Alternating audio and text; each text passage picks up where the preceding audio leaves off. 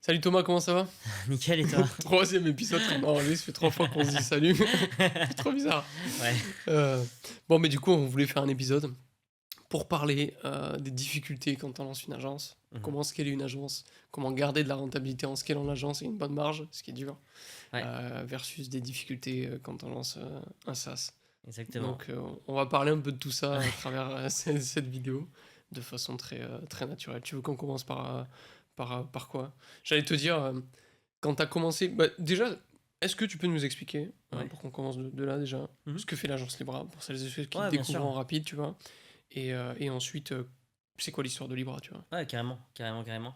Ben, du coup, moi, c'est Thomas. J'ai lancé mon agence il y a maintenant, bientôt 3 ans. J'ai lancé ma société, Libra Systems, il y a maintenant 3 ans, qui n'était pas, il y a 3 ans, l'agence qu'elle est aujourd'hui. Ouais, Et donc, à la base, moi, je viens du monde de la finance. Donc, j'ai mmh, bossé 5 ans dans la finance immobilière dans des fonds d'investissement. Et au bout d'un moment, un peu ras-le-bol, envie de tester, de lancer mon projet entrepreneurial. ouais, Et j'avais pas forcément trop d'idées sur ce mmh que je voulais faire. Donc j'ai testé pas mal de choses comme essayer de créer du contenu pour des clients, essayer de créer des sites web. Les sites web, c'est ce qui a le plus fonctionné à l'époque. C'est toi qui faisais les sites web ou t'avais un prestataire pour faire Ouais, ça? c'était moi qui faisais les sites web, Ah ouais. OK, d'accord. Ah ouais, sur Excellent. WordPress, Ouais, sur, putain, le bon vieux à WordPress. l'ancienne. Ouais, Euh, et, euh, et je vivotais, tu vois, genre ouais, j'arrivais à avoir un voire deux clients par mois, ouais. ce qui, euh, Déjà bien, hein? ce qui était déjà pas mal, tu vois. Ouais, Et mais je me battais pour trouver mes clients. ouais. Et petit à petit, ben, je me suis un peu intéressé, ben, à la prospection et à comment est-ce que je peux l'appliquer pour mon activité à moi. Donc à l'époque, Mmh, je vendais des sites web. ouais, Donc j'ai commencé à le faire et j'ai commencé à prospecter sur LinkedIn et je me suis rendu compte que ça marchait vachement bien. ouais. Et donc j'avais deux trois clients et eux aussi qui étaient dans le cas où ils lançaient leur activité et ils n'avaient pas de trafic qui arrivait sur leur site web. Ils me disaient: «Mais Thomas, comment est-ce qu'on fait pour avoir plus de trafic sur notre site web?» Alors je dis: «Ben, vous pouvez essayer aussi de prospecter. Ouais, ouais, Bon, essayez de montrer votre site à votre marché, à vos prospects.» ouais. Pourquoi faire du SEO alors que c'est long, et cetera? Alors c'est bien, Voilà. Non, attention, non, hein, bien sûr, il faut le faire, hein, mais à court mais terme, pour du court terme, si tu veux des résultats rapidement, ben, tu es obligé d'aller toquer à la porte de tes complètement. prospects. Mmh. Et donc, de fil en aiguille, ben, c'est devenu mon offre principale de faire de la prospection pour mes clients. Et après, on a mis en place de l'automatisation et aussi le service de setting. Et voilà, et donc aujourd'hui, c'est une agence qui gère 25 clients aujourd'hui en service. Euh, Constant, tu veux dire? de quoi? Les 25 clients, c'est en constant? C'est là, on a Ouais, 25 clients dans l'agence en mai ouais, 2026, au moment où on tourne cet épisode. On en a géré une cinquantaine en tout sur les 2 ans sur les 2 ans d'activité. Et sur la partie, donc on a un autre grand axe dans l'agence qui est la partie accompagnement. Et mmh. donc là, on ne va pas faire le service, on ne va pas faire les choses pour nos clients, mais on va leur apprendre Ah, à mettre en internaliser, place ouais. leur sales machine. Mmh. Et donc ça passe par soit des freelances qui n'ont pas forcément le budget pour externaliser complètement leur prospection et qui veulent le Ouais, faire eux-mêmes, ou alors même des boîtes plus établies qui ont des équipes commerciales qui veulent justement formé, former leurs commerciaux avec ces nouvelles méthodes de prospection automatisée. trop bien, hyper clair. Voilà.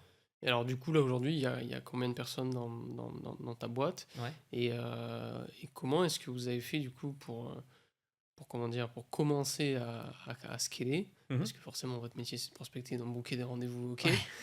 Mais comment est-ce que tu as fait, toi, en tant que fondateur d'agence, tu vois, pour recruter les bonnes personnes? Parce que ça, je Mhm. pense que c'est un gros sujet. Ouais. Tu as Chris aujourd'hui qui est avec toi, tu as Sophie, Mhm. tu as combien de personnes, Nicolas? On est maintenant à 6. Ouais, top. Donc ça commence à être une bonne petite équipe. Ouais. Et c'est quoi tes process, tu vois, pour recruter des bonnes Hmm. personnes et pour fidéliser surtout tes équipes? Parce que Ouais. généralement, il y a un turnover de dingue dans des agences qui sont mal structurées. Clairement, clairement, clairement. Ben, je suis assez fier de dire qu'au final, on a quasiment pas de turnover. Ouais. Ben, là, ça va faire ben, plus d'un an que je travaille avec Chris, bientôt 6 mois que je travaille avec Sophie. Mhm. Simon, c'est un peu plus récent, ça va faire 4 mois. Il y a Massilia, ça va faire aussi un an avec qui on travaille. Mhm. Donc, franchement, on est très content enfin, de, d'avoir Ouais. cette cohésion d'équipe. Ouais. Et, Et déjà pour commencer, faut parce que Co- j'étais tout seul. Ouais, J'ai commencé tout seul, tu vois, ouais, dans l'agence. C'était pas une agence, c'était juste ouais. un freelance. Bah oui, oui, J'avais mes clients, j'installais les systèmes pour eux et j'étais complètement seul. ouais. Donc en fait, comment est-ce que j'ai De 0 à 1. fait de 0 à 1? Ouais, Donc avec ma méthode, j'ai réussi à avoir des clients. Donc comme j'avais des clients, j'avais pas le temps d'aller continuer à prospecter. Donc du ouais. coup, j'ai eu un besoin de trouver quelqu'un pour prospecter. C'est là que Mhm. Chris est arrivé. Et donc Comment tu l'as rencontré d'ailleurs, Chris? Je sais même pas. Chris, c'est une histoire qui est assez folle d'ailleurs. Ah ouais? Ah ouais, ouais, ouais, donc c'est quelqu'un qui vit très proche de chez moi. Ok. Et donc à l'époque, avant que je lance l'agence, donc je faisais pas mal de création de contenu sur Instagram. Ouais. Et je montrais quand je jouais au tennis. Ok. Ouais. Et il a reconnu le club de tennis. Et il a fait: Oh, mais c'est dans la ville où on vit tous les deux. Ouais. Et il m'a contacté. Et Ouais. donc du coup, on s'est parlé, etc. Et lui, il avait un projet entrepreneurial de son côté. Et il me disait: Ouais, bah écoute, on peut bosser ensemble pour lancer les choses. Putain, trop bien. Lui, il voulait lancer une colo. Ouais. Ce qui était un projet quand même très ambitieux à l'époque, surtout que lui, il avait aucune expérience entrepreneuriale, qui se lançait, etc. Ouais, t'as une barrière à l'entrée qui Et est une plus. barrière même Ouais. financière, tu vois, il faut quand même beaucoup d'argent pour avoir toutes les accréditations, Ouais. etc. Et il s'est dit: Ben, moi j'ai quand même envie d'apprendre le business, j'ai quand même Mhm. envie de rejoindre un projet entrepreneurial. Et il m'a dit: Ben écoute Thomas, est-ce que tu serais OK pour que je fasse le setting chez toi? Trop bien. Trop bien. Et je pense que c'est l'école de la vente, c'est une des meilleures écoles pour apprendre à faire du business. Je pense que tout Ouais. business passe par là, hein. Oui. Quoi qu'il arrive, il faut savoir vendre. Ouais. Et donc Chris a commencé en tant que setter, donc du coup pour chez nous. Ouais. Et de fil en aiguille, ben, son rôle a évolué. Et maintenant, il est responsable des opérations chez nous. Trop bien. Et Voilà. donc après, t'as recruté. T'as- Massilia. Ok, Massilia. Massilia, donc en fait, qui est venu du fait que. Donc là, on est à l'été dernier. Ouais. Donc, on est en juin dernier, donc il y a quasiment un an. Et là, donc, j'arrive à délivrer les prospects, les clients, pardon. Ouais. Chris m'amène des rendez-vous. Et donc là, de fil en aiguille, on y arrive. Sauf que Chris faisait aussi le setting pour nous, Et oui. mais pour les clients. Eh oui. Donc. Et là à l'époque, il me semble qu'on avait 8 clients. Ouais. Ça commence à être chaud. Ça commence à être Ouais. très très chaud. Ouais. Et donc on s'est dit, ben, il faut qu'on ait une personne qui soit dédiée juste à faire le setting pour les clients. Et c'est là Hmm. qu'on a trouvé Massilia, qui aujourd'hui donc s'occupe Faire le setting de faire le aussi. setting. Et Ouais. elle fait 6 clients. Ok. Ouais, c'est déjà pas mal. Hein. Mm. Ok. Et alors, donc, t'as effectivement les process pour aller chercher des clients. Ouais. Tu recrutes Christopher qui s'occupe donc de gérer au départ les clients plus vous. Ensuite, Massila. Et comment est-ce que tu fais pour ensuite, effectivement, absorber encore plus de croissance? Ouais. Ben, clairement, et c'est là où je pense que le piège dans beaucoup Ouais. de fondateurs d'agences tombe, c'est de vouloir tout faire Ouais. et de rester trop dans l'opérationnel. Et moi, j'ai aussi Mm. fait cette erreur, hein, c'est de vouloir trop faire et de pas déléguer. Donc, j'ai décomposé moi ce que je faisais donc en 3 gros piliers. Donc, tu as la relation client, Mm. l'opérationnel, donc typiquement d'être dans la machine, donc de créer les Ouais. infrastructures, et la vente. Ok. Donc ça, pour moi, c'est les 3 piliers fondateurs de mon rôle en tant que dirigeant de Libra Media. Ouais. Et, donc la partie relation client, c'est quelque chose qui me prenait énormément de temps, mais que j'ai pas voulu déléguer tout de suite parce que les gens ils signaient avec moi, ils Et ouais, voulaient il te faut confiance. bosser avec moi, etc. Et à tort, hein, et je pense que Mm. c'est une erreur. À tort, je me suis dit, je suis indispensable par rapport à ça, il faut toujours que ce soit moi qui soit l'interface client. Mais je me suis très vite rendu compte que si tu trouves une bonne personne qui peut justement faire cette relation client, Ouais. ben, en fait, C'est 10 fois mieux. non. Et puis même, c'est une personne qui est plus attentionnée parce que moi C'est son rôle. j'ai trop de Et sujets oui. en fait Faut pas être partout. pour être à 100% sur mes clients. Ouais. Et donc, et à la limite, ils étaient même très contents qu'il y ait une personne qui soit dédiée à leur compte. Et c'est là que, ben, à une époque, ça a été Chris. Ouais. Et Chris se détache de plus en plus de ce rôle. Et c'est Sophie qui reprend vraiment tout ce rôle on l'a Mm. nommé CSM, du coup, Ouais. de l'agence. Donc ça, c'est le premier pôle. Ouais. Le deuxième pôle, c'est la partie opérationnelle. Et c'est pour notre activité, ça reste quand même quelque chose qui est assez technique. Hmm. Beaucoup d'outils, des connexions inter-outils, des outils qui sont aussi Ouais, très compliqués à complexe. prendre en main. Hmm. Et ça, on a besoin d'un profil technique qui a la Qui est à capacité l'aise avec d'apprendre ça. et qui a Ouais. pas la capacité d'apprendre parce que tu vas Ouais. pas trouver des gens qui sont super bons à clé comme ça sur le marché, ça n'existe pas. Non, ouais, même si t'as envie. Moi, j'ai eu envie de tester, mais Et je suis pas resté longtemps. Hein. que ce soit voilà, des gens qui soient bons dans les systèmes, etc., tu peux en Ouais. trouver, mais ça court pas les rues, quoi. Ouais. Et donc, moi, je pense que avec Simon, donc du coup, qui nous a rejoint il y a maintenant 4 mois, Ouais. c'est quelqu'un qui a soif d'apprendre et qui est bon justement dans le bidouillage, dans rentrer dans la machine, de bien Ouais. comprendre les choses. Et ça, c'est un axe qui me prenait aussi énormément de temps. Je pense que c'est le truc qui me prenait le plus de temps. Ouais. Ah ouais. Ouais. La technique, les listes et Ah tout. ouais. Ben, L'enfer. créer les listes, créer les L'enfer. infrastructures. Après, parce qu'on a aussi un gros truc que dans le bac que personne ne voit, c'est toutes les automatisations de comment est-ce qu'on connecte les apps entre elles. Ah ouais. Et ça, personne ne le voit. Mais en fait, c'est pour ça que ça marche bien, parce que tout est interconnecté. Et que comme ça, à la fin toutes les semaines, ben, Ils ont un dashboard. ils ont un dashboard carré. unifié avec tout qui remonte. Ouais.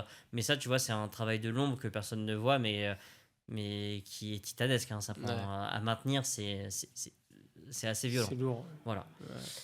Et la partie vente aujourd'hui, c'est toujours moi qui m'en occupe principalement. Chris m'aide aussi là-dessus, mais je pense que c'est quelque chose que je dois continuer à faire encore pour un petit Ouais. moment. Mais voilà. Et donc, une fois que tu as décomposé ça, je pense que ensuite, tu as juste à bien recruter, trouver des personnes que tu arrives. Et il y a aussi la notion d'onboarding. Je pense que Ouais. ça, c'est quelque chose au final où t'es pas forcément bon à la base, mais moi, c'est quelque chose qui m'a toujours très intéressé. Et au final, je me suis dit, si je veux pas louper ma boîte, c'est absolument ça, ce sur quoi je dois me focus. Ouais. C'est bien accueillir tes nouveaux collaborateurs, Ouais. bien leur Délivrer. inculquer. Bien les accueillir et aussi globalement les délivrer. Ouais, c'est ça. Ouais. Et que en fait, bon, tu as besoin de passer du temps parce Ouais. que forcément, ils vont avoir des questions, etc. Mais aussi avoir tout un process autour. Donc, moi, on a une grosse culture du SOP, donc de documenter beaucoup ce que l'on fait, de les mettre dans des guides, donc dans des guides qui soient structurés pour qu'une personne, si elle a une question, elle peut la poser, trouver le bon guide, regarder la vidéo et au moins, de un, elle est rassurée parce qu'elle sait exactement le process. Ouais. Et moi, je sais que elle suit le process que moi j'ai mis en place. Donc, ce qui fait que a priori, la qualité du service ne devrait pas baisser grâce à ça. Ouais. Et donc voilà, ça c'est un gros travail et je me dis que ce que j'aurais pu mieux faire, c'est vraiment faire plus de guides, faire juste plus de guides, plus de guides, plus de guides. Et c'est quelque chose où j'ai vraiment envie aussi d'accentuer les prochains mois parce que c'est Le nerf de la guerre. c'est Quand tu vraiment le scales sur ce c'est format-là. exactement. Parce que je suis obligé de rajouter des humains. Ouais. Je suis obligé de rajouter des humains et si je veux scale, ben, il faut que ces humains arrivent à bien rentrer dans le moule et à suivre les process qui sont déjà en place. Ouais, Et donc, puis chaque humain doit t'apporter de près ou de loin plus de rentabilité que ce qu'elle te coûte exactement, pour conserver de la marge. c'est ça. Sinon, ça fonctionne pas. Exactement. Et ça, et aussi comme on a grandi assez vite, ça a été des coûts assez durs à absorber sur les deux, trois derniers mois surtout. Mais qui aujourd'hui, ben, ça me permet ben, de passer du temps, par exemple aujourd'hui avec toi sur ce studio, enfin de pas être sur mon PC H24 et de pouvoir me consacrer à d'autres choses pour l'agence. Mais c'est vrai que forcément, c'est pas la même chose quand tu fais 10-15 000 euros par mois, que t'es deux, ou un ou deux, Ah bah non. et après, quand tu passes à 30-40 000 euros par mois, mais que t'es 6, effectivement, ta marge va beaucoup baisser, mais il faut l'accepter. Parce que, Parce que derrière, t'es plus tout seul. Sinon, tu peux pas scale de toute façon. Non, Enfin, exactement. sur ce format-là. Je pense qu'à part l'infoprenariat et le coaching, t'as très peu. Et le SaaS peut-être, mais le SaaS, c'est aussi une courbe un peu différente parce que tu as beaucoup d'investissements avant et tu scales en fait si t'as réussi à avoir si t'arrives à avoir ton product market fit ouais. et après c'est entre guillemets des super marges, mais t'as tellement mis d'argent avant que voilà, Ouais. faut aussi. Ouais, c'est clair. Et juste pour revenir à toi sur la partie agence, ça a été quoi la plus grosse difficulté que tu as eue pour commencer à scaler ton agence? Hum, ben, beaucoup de gens vont dire, je pense que beaucoup de gens te répondraient, c'est de trouver plus de clients. Nous, ça n'a pas Ouais, été trop le cas parce qu'on est une agence de prospection, ouais, donc donc ce que vous savez faire. voilà, je me suis amélioré sur le closing. Au début, c'était pas du tout, Ouais, c'était un peu cata. Maintenant, ça va beaucoup ouais. mieux. Donc, l'acquisition de clients n'a jamais été le problème. Moi, Mhm. je pense que c'est la grosse douleur et la grosse problématique, ça a été sur la satisfaction client et Hmm. la rétention. Ok, garder les clients. Garder les clients, parce que c'est vrai que, ok, ben, tu vends, t'arrives à 12 13 14 clients, t'es tout seul ou t'es deux, c'est ingérable. C'est euh, ingérable et impossible d'avoir d'avoir qualité. cette qualité pour autant de clients. Et donc là, je pense que c'est cette erreur-là que j'ai faite, c'est de pas vouloir déléguer assez vite. Hmm. Mais en fait, et cette erreur-là a été due au fait que je facturais pas assez cher. Et Ouais. donc, comme je facturais pas assez cher, Et oui, si tu facturais cher, tu pourrais. j'avais pas les ressources Ouais. pour pouvoir engager quelqu'un et le payer justement, quoi. Ouais, je trouve que c'est hyper dur parce qu'on se rend pas compte, mais quand tout le monde a l'impression que scaler c'est simple et que c'est cool et que c'est le meilleur moment de ta vie, en fait, t'as 10 fois plus d'emmerdes. Ouais, Donc, tu dois recruter les bonnes personnes, mais à la fois structurer aussi des bons process, parce que si t'as un turnover, il faut que la personne puisse être remplaçable rapidement, mm, parce que sinon, c'est bien d'avoir quelqu'un d'irremplaçable, mais si demain il se barre et que ta ouais, boîte tient sur ça, t'es autant mort. dire que c'est Ouais. chaud, quoi. Mm, Donc, il faut avoir des super SOP et des process très carrés pour pouvoir absorber de la croissance en termes d'équipe. mhm, Mais effectivement, soit en gardant quand même des prix assez élevés pour conserver une bonne marge ouais, et arriver à générer du cash flow, même si ta marge effectivement va baisser en scalant, il mm, faut quand même que ta marge soit suffisamment bonne ouais. pour investir dans du recrutement, pour investir dans des Bah, SOP, etc. etc. bah, bien sûr. Et je pense qu'au début aussi, beaucoup de gens se, euh, se font des fausses idées aussi. Tu vois, Ouais. quand je vois des gens qui annoncent, ouais, on fait 50, 100, 150 000 euros par mois sur LinkedIn, ça me fait. Enfin, faut aussi que les gens réalisent que c'est pas de la marge, que c'est pas C'est sur du leur compte CA. en banque, c'est du CA. Et Non, mais moi, les posts qui me font rire, c'est je suis millionnaire, je fais 100 000 balles par an. Mais mec, t'es loin d'être millionnaire. C'est du chiffre d'affaires. oui, c'est ça. Calmez-vous. Exactement. Exactement. Et bah, faut savoir que tu vois, même nous, là, aujourd'hui, on est entre 30 et 40 000 euros de CA par mois, Hmm. mais je réinvestis tout mon argent dans ma boîte. Ouais, Je prends juste ce qu'il me faut pour vivre, ouais. et c'est pas grand chose. Mais et tout le reste je le réinvestis dans la boîte parce que Ouais. c'est en fait c'est ça qui va faire que on atteindra les niveaux que l'on souhaite. Enfin Hmm. voilà, que on pourra toujours garantir le meilleur service, la meilleure qualité de service Ouais, et surtout de continuer à scale ouais. de façon pérenne, quoi. Et ta vision, pour terminer là-dessus, avec l'agence, Mhm. à quel point tu veux scale, à quel point tu veux impacter ton marché avec Libre Assistant? Hmm. Sur la prospection, moi je pense que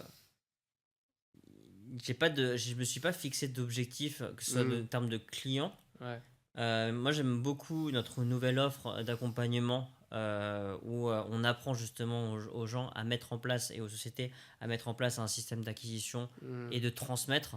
Ça, moi, c'est quelque chose que j'aime beaucoup. Je pense que ma vision, c'est que la partie service va toujours supporter la partie apprentissage. Ouais, Et c'est bien parce que l'objectif, c'est quand même que on apprenne à nos coachés ouais. les meilleures practices, ce qui se fait de mieux sur le marché. Et quoi de mieux que pour apprendre ce qui se fait de mieux, c'est de faire, c'est de Ouais, continuer à ouais. faire.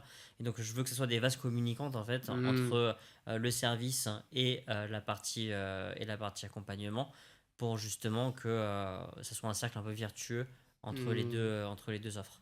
Ok, hyper clair. Très bien. Et donc, t'as pas d'objectif De CA, ou pour, de rachat? de rachat, non, franchement, C'est pas de toute façon, pour l'instant. C'est pas à l'ordre du jour. Ouais, voilà. C'est pas à l'ordre du jour. Je pense que.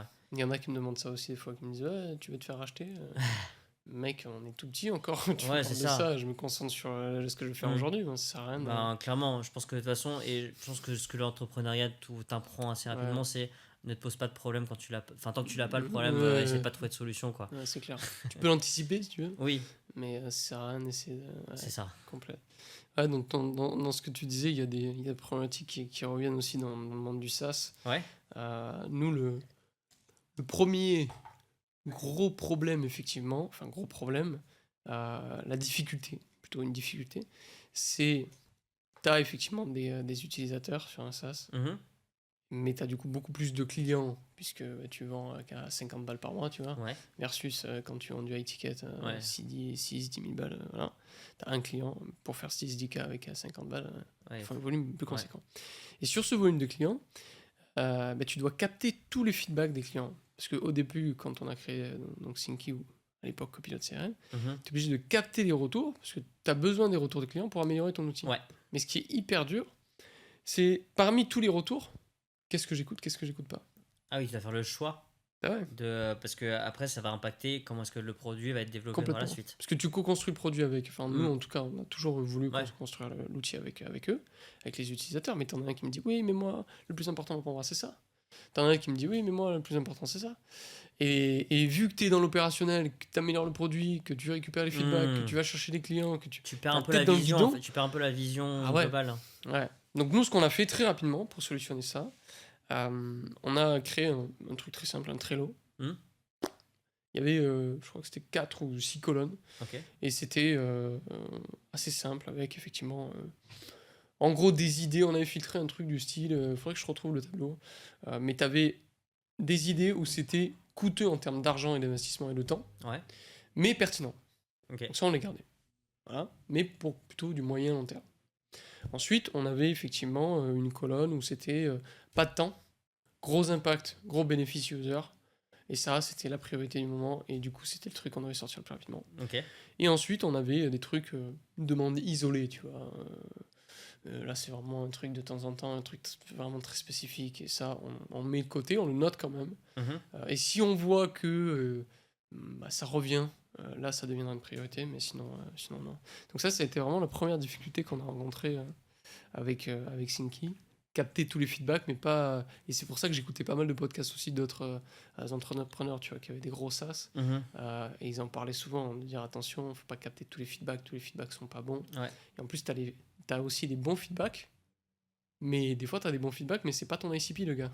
Oui. Donc du coup, tu pars dans la mauvaise direction. Ouais, c'est clair. Donc, faut Mm. vraiment rester toujours focus sur où est-ce que tu veux aller avec ton SaaS, à Ok. qui tu t'adresses, et est-ce que, c'est là où il faut vraiment à chaque fois prendre du recul et processer ça, et se dire est-ce que, effectivement, j'avance sur cette features ou pas, quoi. Ok. Parce que des idées de features, il y en a. Hein. Ouais, bah c'est tout sur un truc, sur un projet comme Synki. Ouais. Tu peux partir dans l'espace en termes de features. Il n'y a pas de, Ah ouais. quasiment pas de limite. Hein. Ouais. Et peut-être que c'est une erreur qu'on a fait, mais avec le recul, avec Eric, on en a rediscuté récemment, parce qu'on fait toujours des calls, tu vois, avec mon associé, Mhm. en réfléchissant, tu vois, pour reprendre de la hauteur, etc. Et pour sortir la tête du guidon. Et des fois, quand tu vois d'autres SaaS, comme par exemple Submagic Ouais. ou Gojiberi, qui est un confrère slash concurrent sur la partie signaux, Ouais. c'est des outils, tu vois, ils font un truc, ils le font mieux que les autres, Ouais. et basta. Ok. Et c'est vrai que nous, on est allé un peu à l'encontre de tout ça, et on s'est dit, on est parti de cette vision de vouloir centraliser et Mm. apporter un outil complet pour les indépendants. Et ce qui fait qu'on ne pouvait pas juste sortir une bêta et exploser le marché parce que c'était pas une feature, tu vois, notre produit. Non, vous, c'est C'est un 10, 15, écosystème. 20 features en un. Quoi. Exactement. Et donc, c'est là où la deuxième difficulté arrive, c'est que ton produit, même à l'ère aujourd'hui avec les etc., nous, notre produit, il met beaucoup de temps à s'améliorer, à se créer, parce qu'on a plusieurs SaaS dans un SaaS, en fait, tu vois. Ok, oui. Même s'il reste simple. Oui, oui. T'as du Gojiberi, parce que foncièrement, on a les mêmes features que le Mhm. Gojiberi. On va s'approcher de la grosse machine, la Mhm. Mist en termes de campagne, workflow, etc. Mhm. T'as la messagerie, t'as le dashboard, le pipeline, on va s'approcher d'un Folks, d'un Assio, Ouais. etc. Ce qui fait qu'en fait, on a plein de SaaS dans un seul SaaS. Mm. Et donc, il faut avoir cette capacité à pas devenir non plus une usine à gaz en termes Ouais. du UX, récolter les bons feedbacks, trier les feedbacks, Et à la fois, il faut gérer le reste, hein, la croissance, la Ouais. marge, etc., etc., quoi. Et pour lui, l'UX, qui s'en occupe? C'est plutôt toi, c'est Eric, c'est un mix des deux? Comment est-ce que ça fonctionne? Bah là, j'ai la chance d'avoir Eric, Oui. qui à la fois est très bon dev, Mhm. mais à la fois il pense tout de suite À l'utilisateur? à l'utilisateur, Hmm. à lui, et au business. Il a aussi une vision business, Ah, ça tu c'est vois. vachement bien. Ouais. Parce que Eric, c'est donc pour ceux qui ne Ouais, connaissent mon pas, associé qui est sur c'est la côté partie dev du coup. développeur, exactement, exactement. Et l'histoire est sympa d'ailleurs, parce que je Ouais. l'avais. De base, moi j'étais fondateur d'un incubateur où on accompagnait des centaines de personnes à structurer leur boîte, etc. Et en fait, Eric est un ancien client à moi. Ah ouais? Ok. Ouais, ouais, ouais. Et en fait, il nous avait fait. Bah, je l'ai rencontré sur un call de vente. Ok. Il avait vu une de mes ads sur YouTube. Il arrive sur un call de vente, etc. Et il était dans une situation, voilà, où il avait envie de relancer son activité suite à des complications, etc. Mhm. Et puis, sans rentrer trop dans les détails. Et du coup, ben, on l'a onboardé, il est devenu client. Ok. Et on l'a vraiment aidé sur à s'améliorer sur la partie vente. Ok. Et lui, si tu veux, ce qu'on a fait vraiment pour lui, c'était pas juste je vends un TJM en tant que développeur. Mhm. C'est je deviens quelque part un CPTO. Ok. euh, CPTO, c'est. c'est produit, je sais même plus exactement le titre, mais en Ok. gros, c'est chef du produit, de la technique opérationnelle, Ok. je crois que c'est quelque chose comme ça. D'accord. Mais pas juste un développeur, tu vois. Ok. Et surtout, l'idée, c'est de dire, parce que les gens, globalement, les boîtes avec qui ils travaillent sont pas en capacité de payer un TGM d'un gars comme ça, aussi, tu vois, Ok. entre guillemets, au gradé, tu vois. Ouais. Parce que c'est vrai qu'un des développeurs, ça coûte quand même vite cher. Tu es Ouais, vite ouais, rapidement bah. à Ouais. 800, 1000, 1200 euros TGM par jour. Ouais. Et quand tu as un gros projet, Oui, ou des si- startups, oui, si tu as besoin même de 6 mois à 600, même à 600 jours, ça fait des. ça fait des gros chiffres. Ça fait des gros chiffres. C'est là où on a positionné Eric en mode, comment dire, partenaire. Ok. Et donc, en fait, on l'a poussé à structurer un business où, oui, il est CPTO, donc il Mhm. prend du cash avec un fixe, et il prend des parts de la société, ou un pourcentage sur le chiffre d'affaires, etc. Et donc, il travaille dans des boîtes qu'il anime, sur des projets qu'il adore, Ok. et il prend un chiffre d'affaires sur la boîte, etc. Ah, donc lui, donc il est au pourcentage. Alors, c'est comme ça qu'on l'a aidé à se développer, pas ok. avec Sinky. Hein. Ok. C'est comme ça qu'on l'a aidé à se développer, à l'époque où on l'a accompagné. D'accord. Et en fait, à un moment donné où on a commencé à bien accélérer la croissance avec mon ancien incubateur, en fait, on a fait un gros mois où j'ai fait plus de 150 000 euros de CA sur le Ah mois ouais. de janvier. J'en ai fait une vidéo YouTube. Ok. Et en fait, sur ce gros mois, je m'étais dit, OK, là, on commence vraiment à accélérer. Donc, comment est-ce que je vais faire pour améliorer la vie de mes clients? Mhm. Et c'est là où je me suis dit, bah, je vais construire un outil D'accord. pour aider ma clientèle sur la partie CRM, etc. Pour avoir Ok. les statistiques des acquisitions de mes clients. Et de base, c'est comme ça que Copilot CRM est né. J'avais fait un truc vite fait sur Bolt. Et puis après, j'ai appelé Eric, je lui ai dit, tu peux me faire un truc? Et puis il m'a fait une première MVP, puis une V1. Et ensuite, je lui ai parlé de la vision de produit, il a adoré. Ok. Et puis du coup, on se fait confiance de presque un an. Et il a toujours eu ce regard de oui, développement, produit, etc. Mais surtout UI, UX business. Ok. Ça, c'est super important parce que tu peux faire le meilleur outil si personne ne peut l'utiliser. Compliqué. Ou si c'est pas agréable à utiliser. Ah bah si t'as une plateforme proche de Mpogo en termes d'UI ou Ouais, UX, c'est ça. je laisse tomber. Très c'est fonctionnel, mais par contre, personne ne veut s'en servir. horrible, ah, c'est clair. Quoi. Ok. Et là, aujourd'hui, vous êtes que tous les deux pour Stinky ou. Ouais, alors on est tous les deux, mais on a beaucoup de freelance. Enfin, Ouais. j'ai embauché beaucoup de freelance pour plein de petits trucs. Mhm. On avait embauché l'agence Gemeos pour la partie site web, etc. On avait embauché quelqu'un sur la partie SEO pendant un moment. On a embauché des personnes pour des vidéos. Enfin, voilà, On a travaillé avec vous aussi pour la voilà, prospection. on travaille ensemble pour la Ouais. prospection.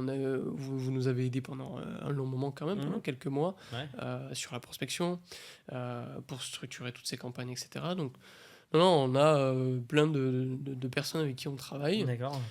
Et là, on recrute justement, on a cette alliance maintenant Libra Sinky. Et donc, on a Myriam Oui. qui, du coup, tous les deux sur l'alliance nous permet Qui est tu vois, en d'obtenir SDR pour nous aider à trouver des exactement, en prospects. SDR pour choper des prospects. Mais globalement, pour l'instant, on n'est que tous les deux. Ok. Et je pense qu'il y aura plusieurs recrutements à venir. C'est support client. Ok. Même si je veux quand même garder la main dessus, donc je mettrai pas quelqu'un full-time sur ça. Ok. Parce que pour moi, c'est super important de prendre le pouls, tu vois, avec les utilisateurs. Mhm. Tu vois, j'en parlais tout à l'heure ce midi avec Mélanie, mais elle me disait, ah, mais t'es proche des utilisateurs. Je l'appelle toutes les semaines. Tu vois, toutes les semaines, j'ai des news de mes utilisateurs, savoir ce qu'ils font, comment ça se passe pour eux, leur business, etc. Bon, je pourrais pas tenir ça à grande échelle, Oui. mais on essaie d'avoir un maximum d'humains Mhm. sur leur expérience, parce que c'est hyper important au début, quand tu as ton socle, tu vois, Ouais. d'utilisateurs. Nous, on fait en sorte que ce soit des ambassadeurs, tu vois, de Synki, Mhm. parce qu'on veut qu'ils aiment la boîte, qu'ils nous aiment nous, qu'ils apprécient l'outil. Et pour ça, tu as besoin d'être proche des users, quoi. Bien sûr.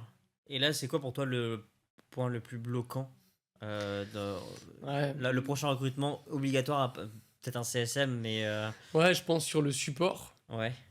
En gros, si tu veux, on était dans une phase où on a amélioré le produit avec tous les retours, Mhm. etc. Ensuite, on a eu une période de temps où on a stoppé l'acquisition parce qu'on Ouais. avait des bêta-testeurs et des clients payants Mhm. et qu'on avait suffisamment de feedback. Donc c'était à peu près 300 bêta-testeurs qui nous ont fait des retours.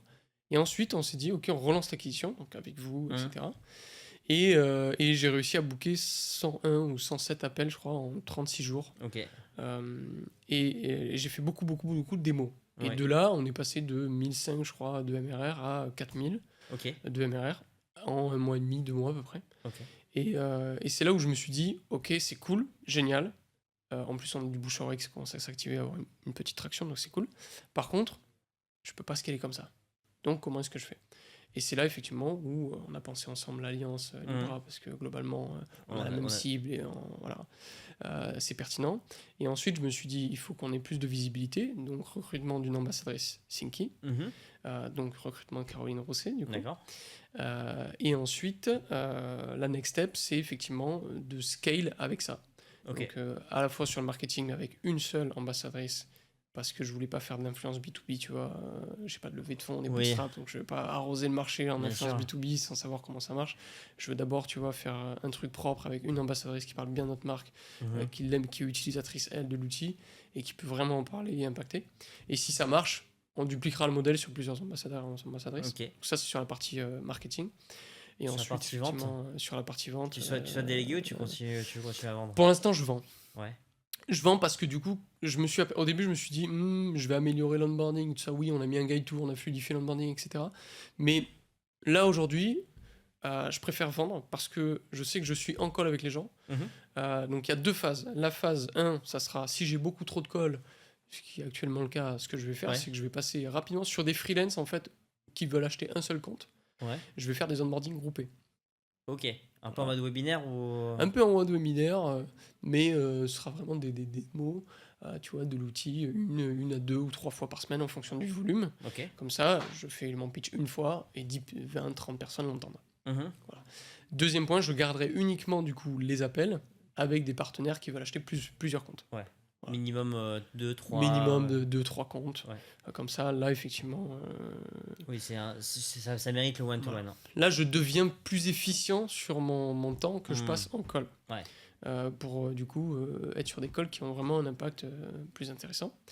Et ensuite, quand on sera full de ça, bah là on basculera sur un recrutement d'un commercial Ok. full time. Moi vraiment j'ai hâte d'avoir des bureaux, Ouais. d'avoir mon équipe sales, tu vois, un peu à la Loup de Wall Street où le téléphone pam pam pam pam. J'adore cette énergie, tu vois. J'ai envie que ça déchire de ouf et qu'on y aille, quoi, qu'on aide un maximum de boîtes B2B, d'agences, d'indépendants à s'en sortir. Ok. Et après, sur le marketing, tu as une vision au-delà de l'influence B2B sur ce que tu aimerais faire pour développer la Ouais, traction. bah, c'est le sujet que j'avais avec Mélanie. Je suis mauvais, très honnêtement, je pense. Enfin, en tout cas, c'est mon axe d'amélioration. Je suis pas le mec le plus visible, le plus viral, etc. Ok. Donc je pense que là-dessus, il faut que je monte en compétences. Parce que je veux pas juste être viral pour faire viral et juste faire des posts de visibilité, tu vois, mais qui n'ont pas forcément de sens. Donc ouais, monter en compétences là-dessus. Et Donc ensuite, ça, c'est plutôt par rapport à toi, à ouais, ton ça, c'est personal par rapport à branding, moi. du coup.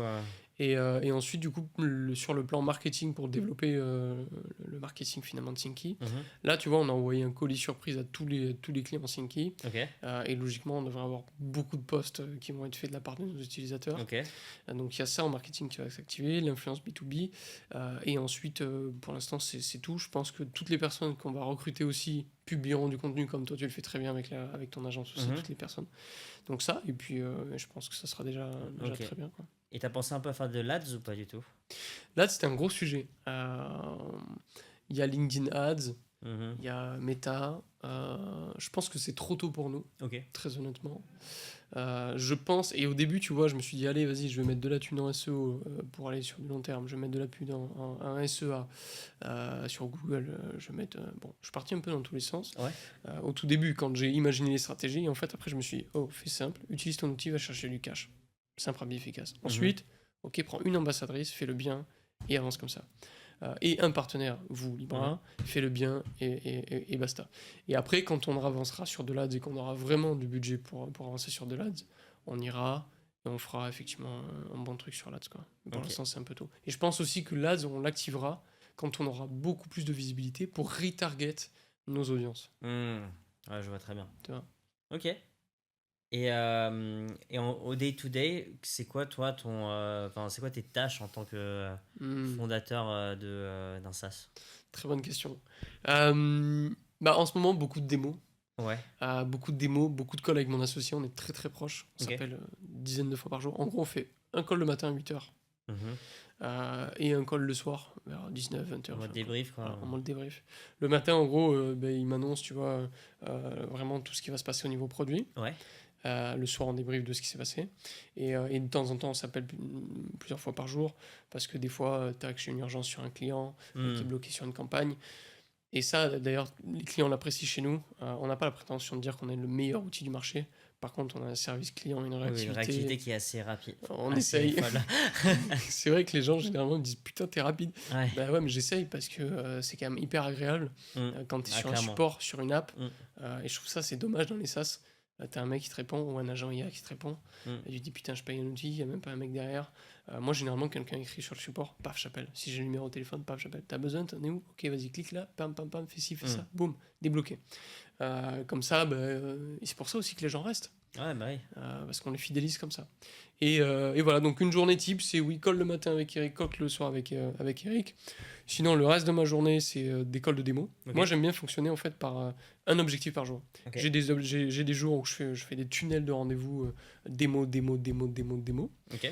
J'ai des jours où je fais aucun call et où je ne fais que, par exemple, réfléchir à la stratégie business. Hmm. Voilà. Et j'ai des jours, donc ça c'est quand même plutôt rare, hein. Ça arrive tu vois, toutes les 2 semaines, 3 semaines, un mois, j'ai pas besoin de faire ça tous les jours. Et ensuite j'ai par exemple, par contre, tu vois, j'ai une fois par jour, je prends au minimum une demi-journée ou une journée entière pour faire ma création de contenu et réfléchir à ce que je vais faire. Par semaine? Ouais, par semaine. Ok. Une demi-journée, parce que tu vois, au début, je faisais des posts très, très rapidement, générés par IA, etc. Mm. Bien. Mais là, en ce moment, je m'ai consacré plus de temps pour développer ce skill et cette compétence, d'être meilleur en visibilité, et de capter plus de gens, pour toucher plus de gens. Et donc, je veux monter en compétence là-dessus. Donc, je vais allouer, tu vois, une plage horaire fixe, fermer les définitifs pour ça. Ok. Donc, je me fais des plages et des jours dédiés à des choses en particulier, quoi. Ok. Donc chaque jour se ressemble pas trop, mais je dirais que 80% de mon temps, c'est être proche des utilisateurs, Mhm. Vendre. être vendre, Ouais. et être day-to-day avec Eric. Avec Eric pour chaque. Parce que est-ce que je sais qu'il y a beaucoup de projets de développement qui ont un chef de projet justement. Hmm. Est-ce que tu te considères un peu justement comme le chef de projet ou est-ce que cette casquette elle est vraiment plutôt chez Eric et toi t'as vraiment que l'aspect business en tête? En fait, on est très complémentaires avec Eric, parce que lui, il est vraiment sur la vision produit, et moi, tu vois, j'ai pas conscience de, ok, cette feature, ça va nous prendre tant de temps. Il y a des Mhm. trucs, ça nous prend vraiment beaucoup de temps, et il y a des Ouais. trucs, c'est simple. Donc, je pense qu'un bon chef de projet, c'est celui qui va structurer, coordonner, tu vois, la roadmap finalement produit. Oui. Mais moi, aujourd'hui, oui, quelque part, je suis chef de projet, mais avec Eric. Parce que je vais capter, moi je suis au contact des clients, Mhm. donc je vais capter ce qui est le plus important. Mhm. Encore une fois, on structure tout sur linéaire avec des process beaucoup plus détaillés que ce qu'on avait à l'époque sur Trello, tu vois. Ok. On structure tout sur linéaire, et en fonction effectivement des besoins clients, on va structurer la roadmap avec Eric. Ouais. Mais j'ai besoin de lui, donc c'est pour ça que je suis pas chef de projet, que c'est tous les deux vraiment. Donc moi je vais Mhm. récupérer les feedbacks, et je vais sentir ce dont les gens ont besoin. Je vais regarder aussi ce que les confrères sortent le plus rapidement possible, qu'est-ce qui market, qu'est-ce qui marche le plus. Mhm. Et le mix de tout ça, je vais le récolter, je vais en faire un feedback à Eric. Eric va me dire, ok, bah tiens, au niveau du produit, là, ce qu'on peut facilement ajouter, c'est ça. Ça, par contre, ça va me prendre plus de temps. Mais bon, si c'est vraiment important, on peut le faire à tel moment. X, Y, Z. Et c'est comme ça qu'on structure la Ok. roadmap, quoi. Ok, ok. Et en termes de CA, Ouais. donc on dit souvent que le SaaS, c'est quelque chose qui est très exponentiel. Donc au début, tu vas avoir une courbe comme ça et que Ouais. d'un coup, ça monte comme ça. Est-ce Ouais. que, bon, j'imagine que là, tu es un peu au début de la Ouais, courbe. non. Est-ce que tu le sens ça ou comment est-ce que ça fonctionne? Comme tu l'as dit, je suis encore au début de la cour, Hmm. donc ça serait un peu présomptueux de ma part de dire Oui, voilà. Mais oui, effectivement, le plus long, c'est de construire un outil ouais. et d'avoir un produit qui épouse parfaitement le marché. Mhm. Mais c'est à partir du mois de mars que j'ai senti effectivement une grosse différence. Parce que tu vois une diff. Au début, quand je faisais des démos, c'était ah ouais, top, putain, il est bien l'outil, je vois la vision, c'est génial, il manque juste ça. Mhm. Ah, il manque juste ça. Mais je vois la vision, c'est top. Mhm. Et là, on arrive sur un moment où c'est putain, l'outil il est génial. Je prends. Vas-y, attends 2 Ouais, secondes, je prends, ouais. fais l'onboarding et attends, je vais appeler des potes. Mais putain, mais j'ai des clients que je pourrais onboarder. Mhm. Et en fait, 2 jours après, il t'appelle, un nouveau client, grâce à lui, est onboardé. Il prend multicompte, il prend Signaux, il prend. Et c'est là où je me suis dit, et c'est comme ça qu'on a fait x2, x3 sur le CA très rapidement, là, sur les démos, même si on est encore tout petit, donc ça veut pas dire grand-chose. Mais c'est là où je me suis dit, ok, là, ça y est, on a un produit qui tend à épouser. Je peux pas dire qu'on a un product market fit, tu vois, c'est encore Mhm. peut-être un peu tôt, vu nos chiffres, mais tu sens qu'il y a une bonne traction, et là, c'est là où tu te dis, ok, ça peut être vraiment très intéressant. Mais c'est Mhm. vrai que ça peut être violent, et je comprends la courbe, Ouais, parce que typiquement, sur le mois dernier, je veux dire, j'ai quasiment pas fait de prospection. ouais, Ça a été que du full, du bouche à oreille, etc. ouais. Et je pense qu'on a pris 1000 balles de MRR juste avec ça. Ok. Juste que du bouche à oreille, du partenariat, quoi. Et pour rebondir à ça, c'est aussi un canal complet que tu as, donc tu as un peu de parler, mais la Ouais, partie affiliation, donc ouais, que tes utilisateurs te ramènent des utilisateurs, ouais. ça je pense que c'est un vrai levier aussi. C'est un levier énorme. La fille, je trouve que c'est hyper important. Mm. Mais nous, on fait pas de la fille en mode vas-y, on te met 50% d'attribution, etc. Parce que les gens deviennent affiliés parce qu'ils veulent faire du pognon avec ton SaaS. Ok, ouais.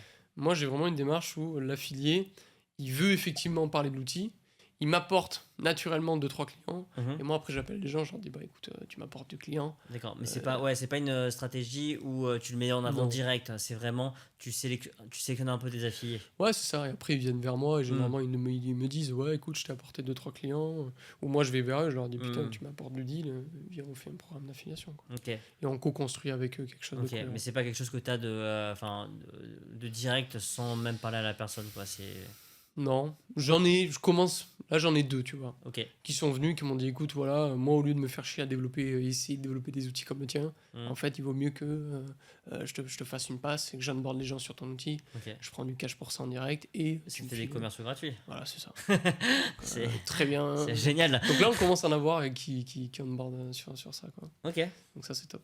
d'accord. Et tu dirais que c'est quoi la plus grosse problématique là, que tu vas devoir tacler dans les prochaines semaines? La plus grosse problématique, Là, c'est quoi euh, ton sujet du moment, le truc qui te... ton sujet, le scale. scale. Scale. Scale. Scale. Ok. C'est-à-dire que là, bah, comme je l'ai dit, hein, on est sur un moment où on a de l'attraction, Mhm. les gens nous recommandent, le churn, il baisse de ouf. Ok. Tu vois, les gens ne bougent plus. Moi, j'ai mis mon MRR sur mon téléphone. Ok. Donc, tous les matins, toutes les heures, je vois, tu vois, à chaque fois que le Ah MRR ouais. bouge Ok. et je vois que ça ne descend plus. Ok. Donc, quand ça descend plus, c'est que tu n'as plus du churn. Je vois aussi Ou alors bien sûr les t'as chiffres. plus d'acquisitions que de personnes qui partent. Ouais, et je regarde, oui, mais je regarde aussi comment dire, à périmètre constant, je regarde, j'enlève les nouveaux users Mhm. et je regarde les users existants sur le mois dernier, Oui. est-ce qu'ils sont toujours là? Ouais. Ok. Et là, je vois qu'effectivement, ça bouge pas, quoi. Ok. Donc ça, c'est plutôt cool. Ça c'est génial. Voilà, donc le churn baisse, Parce que le bouche à oreille, le churn, un peu pour donner un peu de contexte, c'est quoi là, en termes de pourcentage un churn moyen et un bon churn? tout dépend de ton outil. Après, il y a churn et churn, dans le sens où tu as ton churn global, Ouais.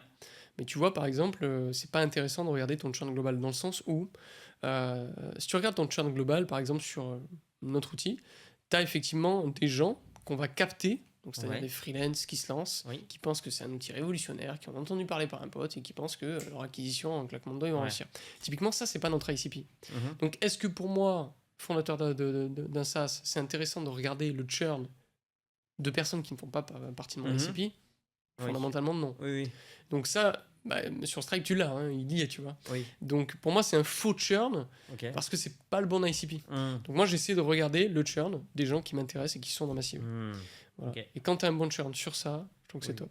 Ouais. Après, un bon churn, je pense que quand tu es entre 5 et 10% de churn, c'est déjà pas C'est mal. solide, ok, ouais. C'est quand même solide. Après, tu as des SaaS qui ont un churn très très bas. Mhm, Mais ça dépend aussi si tu as un freemium. ouais, Si tu pas de freemium, nous, on n'a pas de freemium. oui, Donc c'est différent. Tu vois, j'avais vu le churn de Tapit. ouais. Eux, ils ont un churn ridicule. Oui, Mais parce qu'ils ont toujours ils ont effectivement, l'option gratuite, quoi. ils ont l'option gratuite. Mm. Donc je sais pas comment ils calculent leur churn et ce qu'ils annoncent, mais en tout cas, voilà, il y a ça aussi à voir. Ok, Mais voilà. Mais ouais, il faut surveiller ça de près. Ouais. ok. Et donc pour le scale, donc tu parlais d'affiliation B2B, tu Ouais. parlais de prospection, tu parlais de Marketing de- d'influence. et là c'est ces trois leviers que tu vas vraiment Ouais. Ouais. entre guillemets poncer pour justement avoir le scale. Exactement. Pour moi, le scale, ça passe par garder un bon produit. Mhm. Avec notre alliance, prospecter effectivement sur beaucoup plus de comptes LinkedIn et Ouais. donc dupliquer ce que je fais pour moi. Je me pars du principe que si j'ai réussi à caler 100 calls de démo sur un mois, je peux faire la même chose sur plusieurs comptes, Mhm. peut-être pas autant sur les mêmes comptes, mais Oui. voilà. Donc pour avoir beaucoup plus de démos par ce levier-là, donc scale ce levier. Commencer, je dirais pas scale avec l'ambassadrice Caroline Rousset parce que c'est nouveau, Oui, et donc- du coup on expérimente ça. oui, Et ensuite on va lancer l'email. ok, Voilà, mais ouais, vraiment, là aujourd'hui, mon scaling sera focus sur je scale grâce à mon outil, ok, sur juste plus de comptes. ok. Simple. Et là-dessus, t'es serein sur le fait que demain, si t'as x2 ou x3 d'utilisateurs, On gère. ça gère. On gère, Ok. on gère de ouf. On gère de ouf parce que on pourra recruter, Mhm. parce que on est rentable. Ok, oui. Donc on est rentable dans le sens où le SaaS, sur le chiffre d'affaires qui est fait, sur les charges SaaS, Mhm. outils, etc., Ouais. charges fixes, charges variables, on a du bénéfice. Ok. Voilà, et on a une bonne marge. Donc on n'a pas de problème au niveau rentabilité. On n'a pas d'investisseurs, donc on n'a pas Oui. de compte à rendre, etc. Donc pour l'instant, c'est sain financièrement parlant, Ok. ce qui nous permettra de recruter, ce qui nous permettra de scaler, et logiquement, ça devrait bien se passer. Mais il faut garder toujours les chiffres Ouais. pas loin pour veiller quand même que la rentabilité soit toujours là. Bien sûr. Et les charges fixes pour un SaaS, c'est quoi? C'est les coûts de serveur? C'est. Ouais, ta base de données, Oh, ouais. coût de serveur, les frais d'IA. Ok. Et Et ça, c'est pas variable? Les frais d'IA, ils sont Oui, si, toujours ça les c'est mêmes, hein? variable. Ça c'est variable. Mais t'as par exemple, nous on passe par une boîte pour connecter leur compte LinkedIn en toute sécurité, Ouais. pour garantir la sécurité de nos clients. Mhm. Ça c'est un prix fixe par Oui. utilisateur, tu vois. Alors dégressif, Oui. mais c'est un coût fixe. Oui. Donc, c'est-à-dire que plus. En fait, tu vas juste les payer une unité de plus Ouais, par nouveau utilisateur pour toi. exactement. Ok. Mais en fait, on a structuré avec Eric un tableau où on a pris toutes nos charges fixes et charges variables sur les derniers mois. Ok. Et on a dit, ok, si on scale, bah, notre pourcentage de croissance va être de temps, mais du coup, nos charges Charge. fixes, nos charges variables vont peut-être effectivement. Les charges fixes vont pas trop bouger, les D'accord, charges ouais. variables vont augmenter. Et du coup, on a fait augmenter aussi, en correspondance avec notre augmentation future de CA, les charges variables, pour voir et prédire la rentabilité qu'on va pouvoir faire et la marge. Et on voit qu'en fait, la marge, elle ne descend pas, elle va au Ça contraire fait augmenter. qu'augmenter, oui. Bah, Ouais. plus il y a de. Exactement.